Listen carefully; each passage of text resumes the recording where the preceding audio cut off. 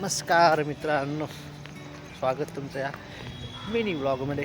आणि आता आपण चालू डायरेक्ट आता रत्नागिरीला जाण्यासाठी आपण आता बसनी नाही जाणार आहे. आपण जाणार आहे पनवेल नंतर जाणार आहे आपण रत्नागिरी. सो आता आपला पनवेलला जाण्यासाठी आपल्याला आंबेगावमधून मी जिथे राहतो तिथून आपल्याला एक कॅब करायला लागेल. कॅब करून पनवेलला पोचायला तिथून जायचं रत्नागिरीला. सो माझी ट्रेन आहे 11ची आणि आता वाजलेत 7. ओके. सो मला ट्रेन मिस करायची नसेल तर लवकरात लवकर कॅब पकडून आणि ट्रॅफिकचा सामना करून जावं लागेल. सो मला थोडंफार मुश्किल वाटतं आहे, पण मीन टाईम पॉसिबल पण वाटतं आहे. So stay tune. मी पोचतो की नाही बघूया रत्नागिरीला, आणि माझी टाईममध्ये ट्रेन भेटते की नाही. So enjoy the vlog. नाश्ता करणं थोडा वेळ गेला, 7:30 वाजून गेले. आपल्याला अजून गाडी पकडायची आहे. जेमतेम 8 वाजेपर्यंत गाडीत बसलो तर किती चान्सेस आहे ट्रॅफिक वगैरे असलं तर काय माहीत नाही. पण आता समोर कार उभ्या दिसतात, मुंबईसाठी जाणार आहे. तर आपण थोडं पकडूया आणि निघूया पटकन. लगेच लेट होतं आपल्याला, लगेच आपल्याला कॅब भेटले. कॅबमध्ये बसून मिसिंगचा आनंद घेत आपण पोचलो मुंबई. ऑन टाईम आहे. आपण फायनली नवी मुंबईला पोचलो आहे. काहीतरी थोडंफार खाऊया, भूक लागेल. नंतर आपल्याला अजून बराच प्रवास करायचा आहे त्या रत्नागिरीला जाईपर्यंत.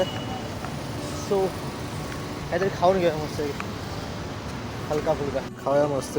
चीज सँडविच तर खाल्लं आहे. वेट तिकीट का निघत नाही? काय झालं आहे? पाहूया, काहीतरी होईल. आणि आणि आणि आणि आणि आणि आणि आणि तिकीट भेटलं. ओके, आता आपण जाऊ प्लॅटफॉर्मवरती. 12 वाजायला येत आहेत. आपण तर टाईमवर आलो आहे, पण as usual Indian railway late आहे बाबा. तब्बल 1 तास. 1 तास ट्रेनची वाट बघता फक्त इंजिन झालं, ट्रेन नाही आली. ट्रेन कुठे गेली? आली, ट्रेनसुद्धा आली. आणि आता आपण ट्रेनमध्ये सोडूया.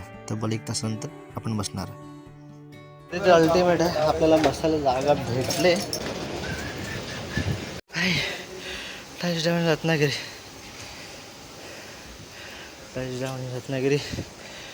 आता रत्नागिरी पकडून आपल्या गावात जायचं डायरेक्ट.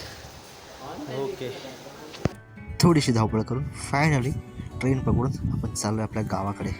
आणि कोकण म्हणजे सुंदर दृश्य एन्जॉय करत आपण चाललो आहे आपल्या गावाकडे. Thanks for watching. Stay tune for the next vlog and चॅनलला सबस्क्राईब करा अशाच मिनी ब्लॉगसाठी. Thank you once again.